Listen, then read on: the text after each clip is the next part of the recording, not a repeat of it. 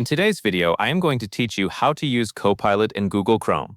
To get started, open Google Chrome on your computer and go to the Chrome Web Store. Once you are on the Chrome Web Store, click into the search bar and search for Microsoft Copilot, or Copilot sidebar for Chrome. When you have found the extension you want to use, open its listing and take a moment to review the page.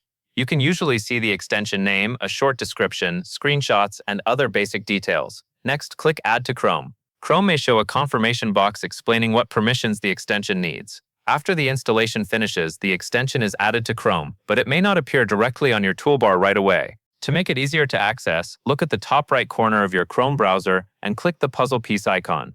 Inside that menu, find the Copilot extension you just installed.